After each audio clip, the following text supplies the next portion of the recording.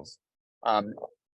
As you can see, I'm outside. It's a lovely day here in New York City, and it's good to be back. We've taken a few weeks off. Jason, how you doing? Doing well, and glad to be back in session, so to speak. Yeah, exactly. Today we've got a fantastic presentation from a group overseas. I'm going to let them introduce themselves and dive right into it. We're discussing kind of survival in metastatic cancer and brain metastases. So Dr. Potthoff, if you want to take the initiative here, we'll listen in. Looking forward to it. Sure. First of all, thank you for the invitation. So yeah, my name is Anna-Laura Potthoff, and I'm a neurosurgical resident in the Department of Neurosurgery at the University Hospital in Bonn in Germany, like you said, abroad. It's late in the evening here. And I'm here with Dr. Matthias Schneider, a colleague and one of my mentors, who's a senior neurosurgeon and also the principal investigator of the Brain Tumor Translational Research Group here at the campus. And in the audience, we also have Professor Patrick Schuss, who has also really worked tremendously on this manuscript. And he's the director in the Department of Neurosurgery in the Unfallkrankenhaus in Berlin, also in Germany.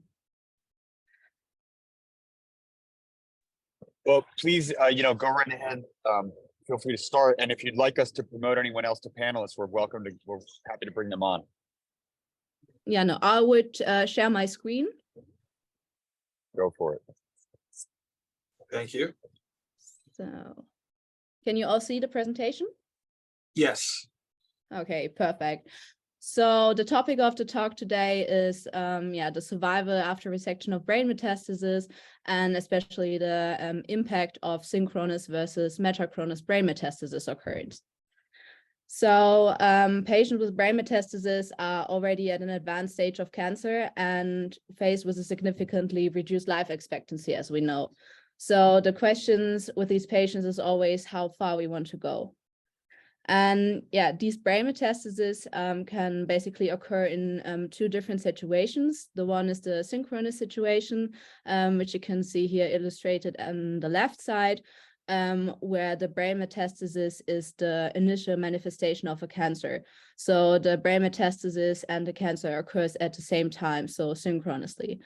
And on the other hand, we have the metachronous situation, where the patient has a known cancer disease and maybe after months or years gets diagnosed with a brain metastasis. And yeah, the interesting thing is, while in the synchronous situation, there is no prior therapy, patients with the metachronous situation are usually already on systemic therapy or have even completed it, and sometimes also a long time ago. And yeah, this difference in pre-treatment could, of course, be associated with a prognostic difference and therefore influence the decision for or against the surgery. So we had a closer look at these two patients cohort and made a retrospective analysis of all these patients that had undergone surgical resection for brain metastasis at our Neuro-Oncological institution at the University Hospital in Bonn. And for this study, we used the patients that were operated between 2013 and 2018. And these patients were stratified, like I said, according to a synchronous or metachronous brain metastasis occurrence. Yeah, and we used the Kaplan-Meier survival analysis and also multivariate regression analysis for predictors of 1-year mortality to elucidate this prognostic impact that the time of diagnosis might have. So when we have a closer look, we could see that we included 353 patients. And here this Carlson comorbidity index, it shows us the comorbidity burden of the patients. And we all know that brain metastasis patients that are already at an advanced stage of cancer are pretty ill patients, and this is what we can also see when we have a look at this index. And what we also expected was that patients with lung cancer are most common, and we also saw it in our patient cohort where 153 patients had lung cancer as a primary site of cancer. And what was also interesting, that 1/3 of the patients had multiple brain metastases at time of diagnosis, and almost a half had also extracranial metastasis. Having a look at the median overall survival rate, in this cohort, our patients lived in the median 13 months. So now in this table, you can see that 116 patients of these 353 patients were in a synchronous situation. So the brain metastasis was the initial manifestation of cancer. And having a closer look at the patients with lung cancer, it was pretty interesting that 3 times more often this lung cancer was diagnosed through a brain metastasis than vice versa. And this was actually nothing that we expected before. And what was also highly significant was the rate of patients with multiple brain metastasis, where we could see that 42% of the patients were in a synchronous situation and almost 30% in the metachronous situation. And yeah, coming back to the to this primary side of cancer, we could also see that breast cancer patients and melanoma patients were more often in the metachronous situation. And our explanation for this was that we have preventive checkups, and also patients with lung cancer are sometimes clinically manifest at really late stages of their disease. So yeah, what does the Kaplan-Meier survival curve show us? Basically that patients with synchronous brain metastasis, the median overall survival was 12 months, and in the metachronous situation, it was 13 months. And with a p-value of almost 1, we could see that it was no difference between these groups. But what was interesting that in the patient cohort with metachronous brain metastasis, we have these 5 patients that were really long-term survivors and that lived for more than 5 years. And this was nothing that we could see in the patients with the synchronous brain metastasis.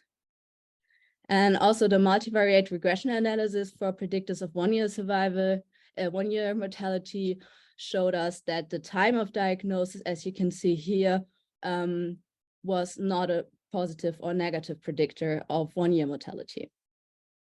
So what we can conclude from the study, first of all, that brain metastasis in non-small lung cancer are diagnosed more frequently synchronously than it occurs in a metachronous situation. And second, that the time of diagnosis, so synchronous versus metachronous, does not significantly impact the survivor following a surgical therapy of brain metastasis.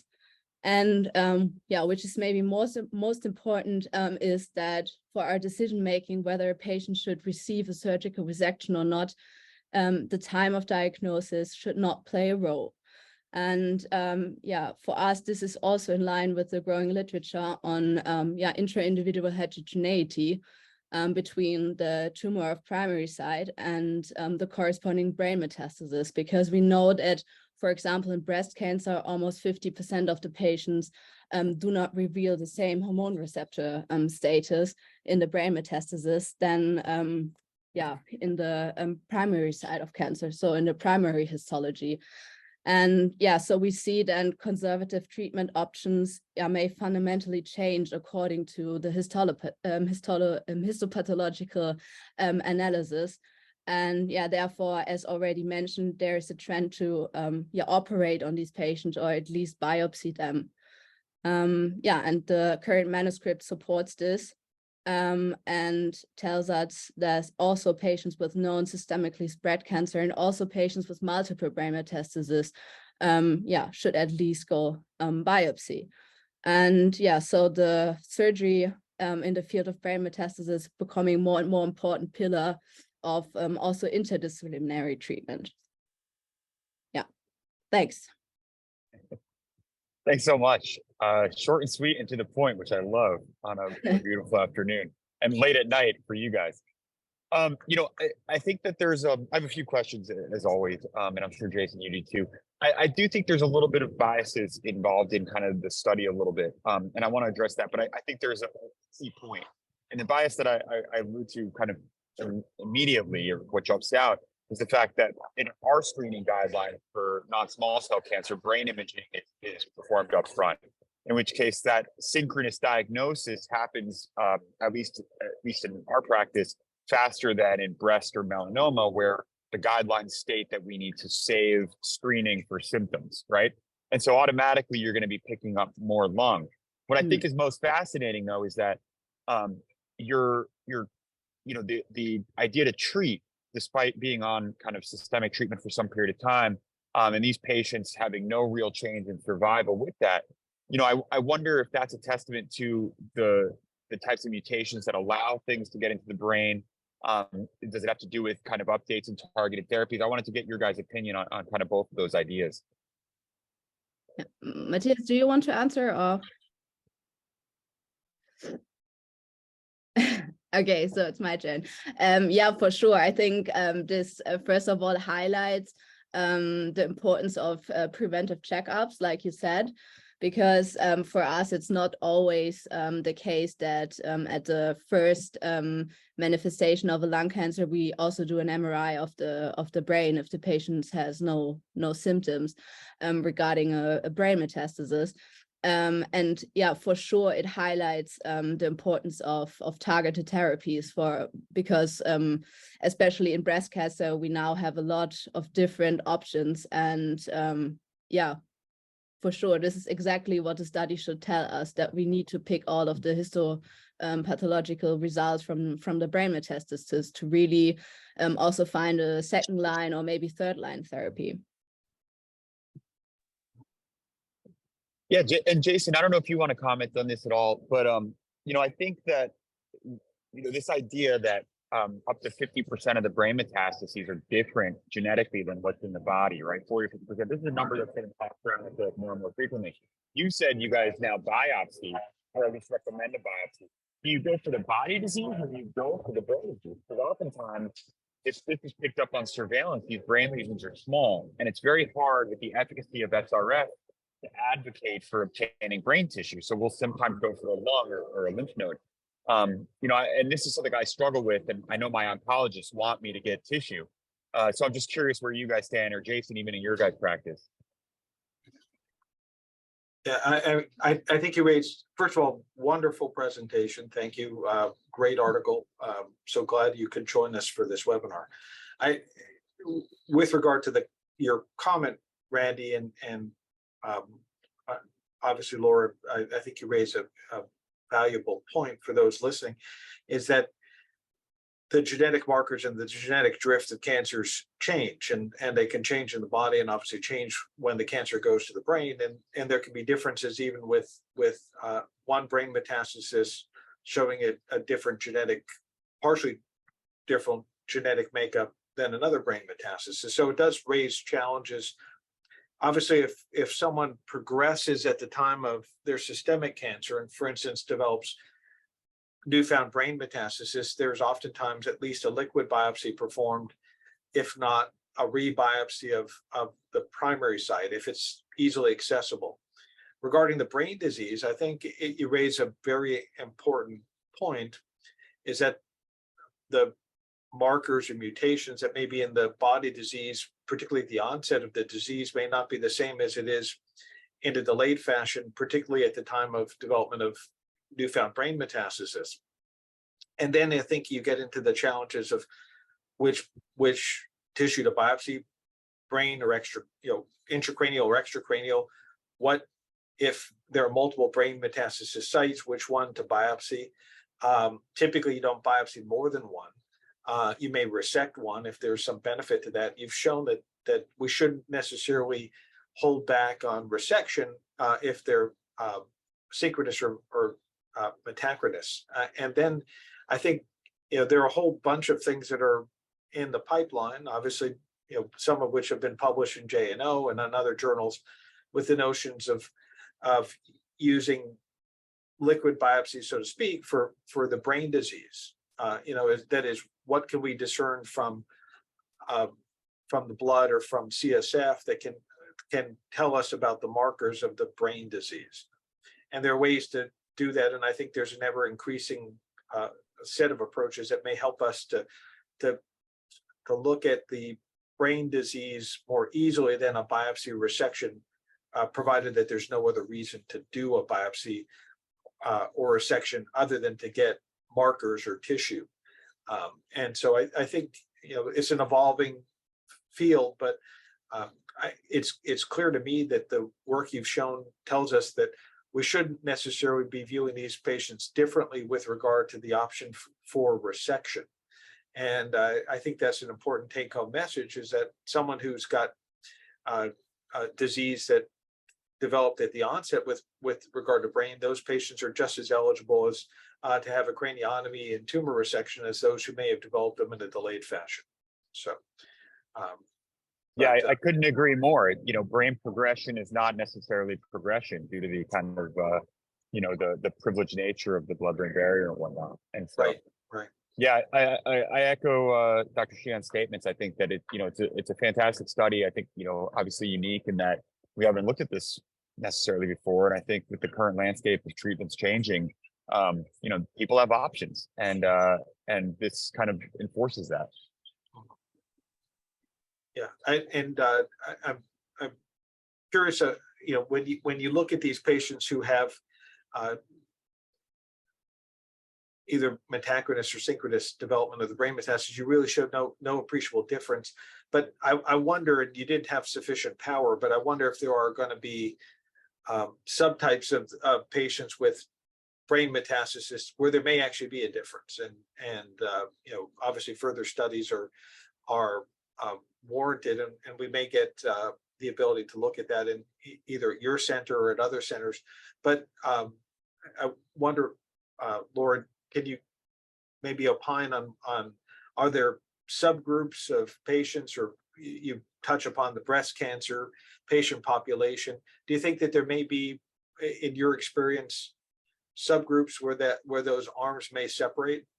Certain types of hormonal receptor status of breast cancer patients, for instance, the classic might be a triple negative one versus someone who has much more favorable hormonal status. Does that impact your thinking about resections, for instance? Yeah, actually, we looked at subgroups. We, for example, just looked at the patients with lung cancer because we had pretty high cases, and also for the patients with breast cancer. And you can see that the curves are a bit more different, but also far from significant. And we also, for example, looked at the subgroup of patients which have just one brain metastasis. So we excluded all the patients with multiple brain metastasis.